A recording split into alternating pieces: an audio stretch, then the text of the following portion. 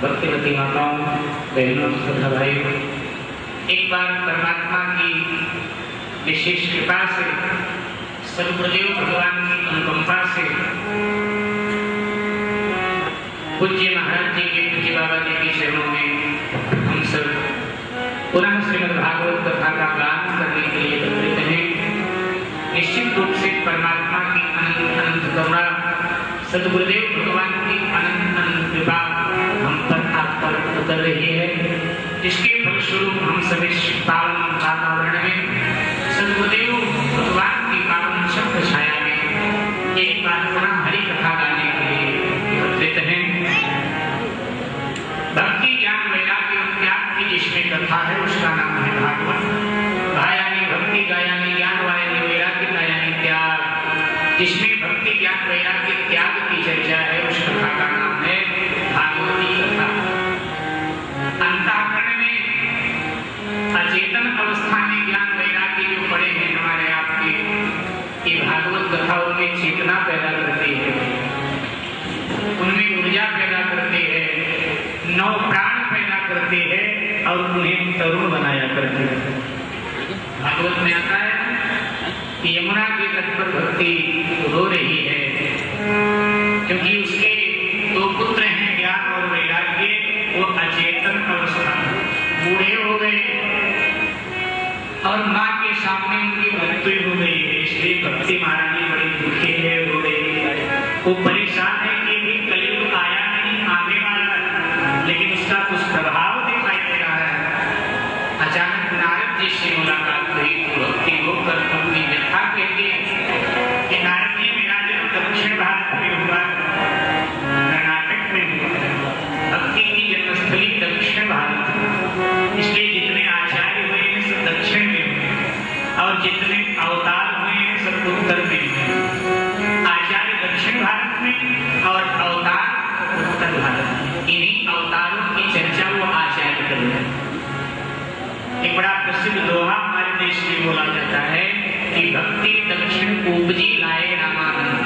भक्ति का जन्म दक्षिण भारत में हुआ, लेकिन संपूर्ण विश्व में उसे स्थापित करने का श्रेय स्वामी रामानंद जी महाराज को जाता। तो कहती है कर्नाटक में मैं पैदा हुई, महाराष्ट्र में मैं युवा हुई, तरुण हुई, लेकिन गुजरात में गुर्जरे जीर्णताम गता, गुजरात में जाते ही कहती है जीर्णताम गता, अर्थात मैं बुढ़ी हूँ। किसी ने कहा तू वृंदावन चली जा, और मैं वृंदावन आई तो यहाँ आते ही मैं वृंदावन में भक्ति सदा तरुण अवस्था में रहती है, क्योंकि भगवान की क्रीड़ा स्थली है, जन्म स्थली है, प्रेम की भूमि है, भक्ति की भूमि है।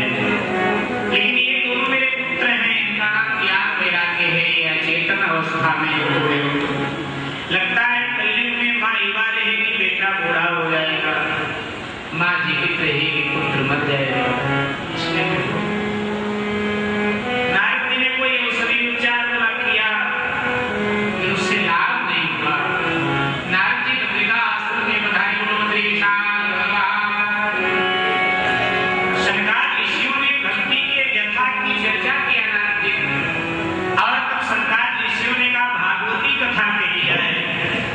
तो ज्ञान वैराग्य को पुनः जीवन मिले। अब गंगा के तट पर नारद जी के निवेदन से भागवती कथा प्रारंभ हुई। ज्ञान वैराग्य मूर्छित पड़े हैं यमुना के तट पर, लेकिन उनके निमित्त कथा कही गंगा की। और जब कथा की पूर्णाहुति हुई तो यहाँ ज्ञान वैराग्य की चेतना वापस आ गई। ये कर्म हो गए की बात। हमारा हृदय यमुना, यमुना को कर्म का प्रतीक माना गया है शास्त्रों में। यमुना यानी कर्म, हमारे कर्म ठीक नहीं है, इसलिए हमारे अंतःकरण में जो ज्ञान वैराग्य को मर चुका। लगभग देखा जाता है हर अंतःकरण में ज्ञान वैराग्य मरा हुआ है।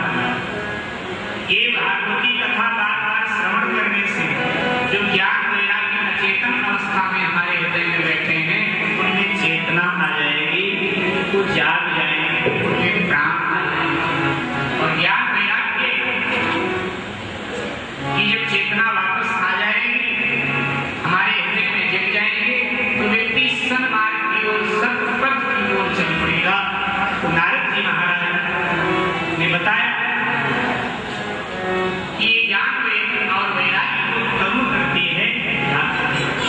कि भागवत कथा अनादिकाल में भगवान नारायण ने ब्रह्मा जी को दिया था, ब्रह्मा जी ने नारद जी को दिया और नारद जी ने कालांतर में व्यास जी को दिया।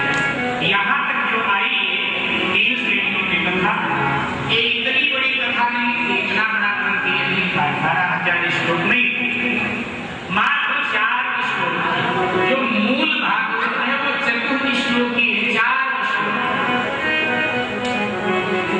लेकिन वो इतना गहन है, इतना गूढ़ है कि व्यास जी को लगा कि आम आदमी तो कुछ समझ पाएगा नहीं। इसलिए व्यास जी ने उन 4 में से 18,000 श्लोक प्रकट कर दिया, सरल किया। अब थोड़े लोग शब्दों में सरल भी नहीं हो रहा था, इसलिए 18,000 श्लोकों में श्रीमद् भागवत कथा को व्यास जी महाराज ने आवक्त किया। इस प्रकार से भागवत कथा धरातल पर